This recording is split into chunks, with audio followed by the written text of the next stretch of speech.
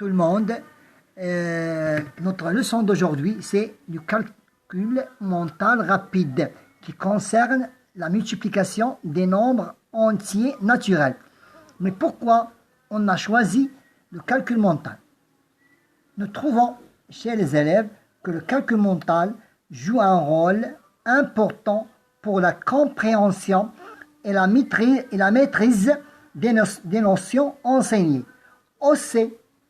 Aussi, il permet aux élèves de construire et de renforcer leurs premières connaissances. J'ai choisi deux exemples. Pour le calcul mental. Carré d'un nombre terminé par 25 et comment multiplier un nombre par 25. Nous commençons par la première leçon. Carré d'un nombre terminé par 5. Comment faire pour faire ce calcul sans utiliser ni stylo ni calculette? On multiplie le nombre des dizaines, ça veut dire 6. Je vous donne un exemple ici. On multiplie le nombre des dizaines, ça veut dire 6, par le nombre suivant. Ça veut dire quel nombre qui vient après et quel nombre suivant de 6, c'est 7. Je multiplie 6 par le nombre suivant dans l'ordre des nombres, ça veut dire 7. 6 fois 7, ça me donnerait 42. J'écris 42 et je multiplie les unités par les unités. Ça veut dire 5 fois 5. Donc j'écris 5 fois 5 à droite du nombre. Voilà, 25. Et les dizaines que je viens de multiplier par le nombre suivant, ça veut dire 7, 42. J'écris 42 ici. Maintenant, on essaie d'appliquer ce cours par le premier exemple. Maintenant, 25 multiplié par 25. Je prends les dizaines, ça veut dire 2. Je dois multiplier 2, les dizaines, par le nombre suivant. Dans l'ordre des nombres, ça veut dire 3. 2 multiplié par 3, ça veut dire 6. Voilà, 6. Et les unités, ça veut dire 5 et 5. Je multiplie 5 par 5, ça me donnerait 25. En passant à l'exemple suivant. Maintenant, 35 multiplié par 35. Quel est le nombre que je dois multiplier par 3? C'est le nombre suivant dans l'ordre des nombres. Ça veut dire 4. 3 multiplié par 4, c'est 12. Et 5 fois 5, ça veut dire je multiplie les unités par les unités. 5 fois 5, ça me donnerait 25. Donc 1225. Passons au troisième exemple. 75 multiplié par 75. Donc je prends les dizaines, ça veut dire 7 multiplié par le nombre suivant dans l'ordre des nombres, ça veut dire 8. 7 fois 8, ça veut dire 56. 56. 7 fois 8, 56. Et je passe aux unités. 5 fois 5, ça me donnerait 25. 5625. Continuons. 45 multiplié par 45. 4 par le nombre suivant, ça veut dire 5. Ça me donnerait 20. 5 fois 4, 20.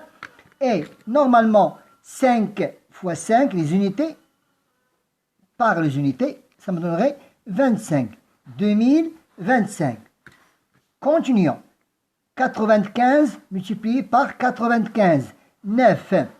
Quel est le nombre que je dois multiplier par 9? C'est le nombre suivant. Ça veut dire 10. 9 fois 10, c'est 90. Et 5 fois 5, c'est 25. Le dernier exercice, le dernier exemple, 8. Quel est le nombre que je dois multiplier par 8? Normalement, c'est le nombre suivant dans l'ordre des nombres. Ça veut dire 9. 8 fois 9, c'est 72. Et 5 fois 5, c'est 25. 7225. Passons donc au deuxième exemple du calcul mental, c'est comment multiplier un nombre par 25. Sachant que 25 est le quart de 100. Ça veut dire, lorsque je multiplie 25 par 4, ça me donnerait 100. Donc, à chaque fois que je multiplie un nombre antinaturel par 25, je commence par le diviser par 4. Et ensuite, je le multiplie par 100.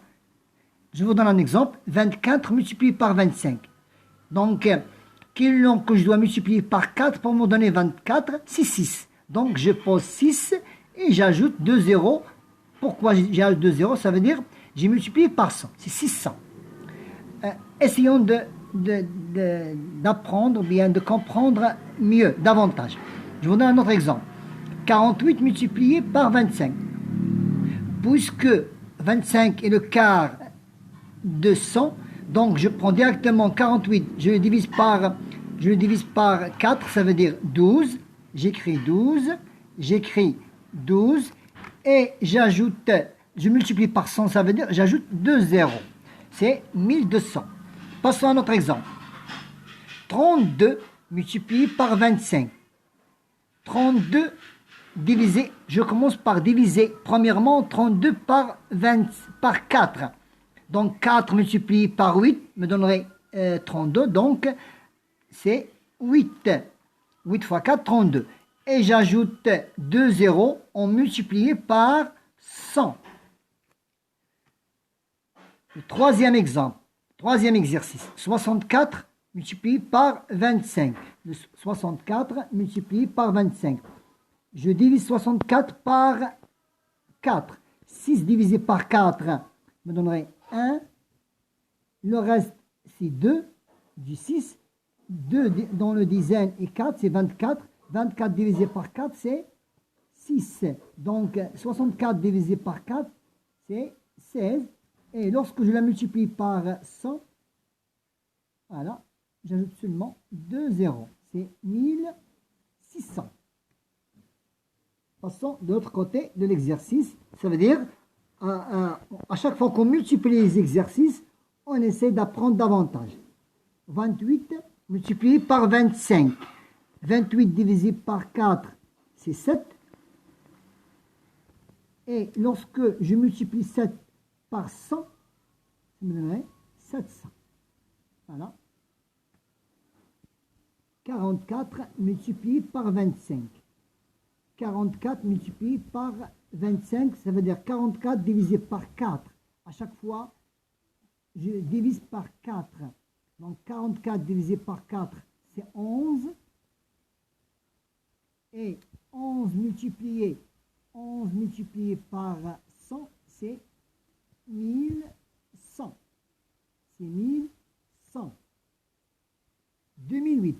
Maintenant, je commence à vous donner un exemple où le nombre contient des centaines ou bien des milliers.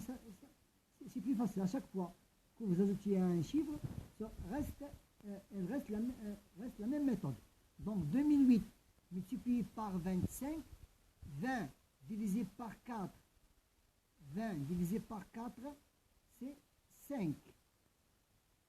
Et 8 divisé par 4, c'est 2. 52 multiplié par 100. Ça me donnerait 5200. Donc, on va terminer les deux exemples. À chaque fois que je vous donnerai deux exemples en ce qui concerne le calcul mental. Donc,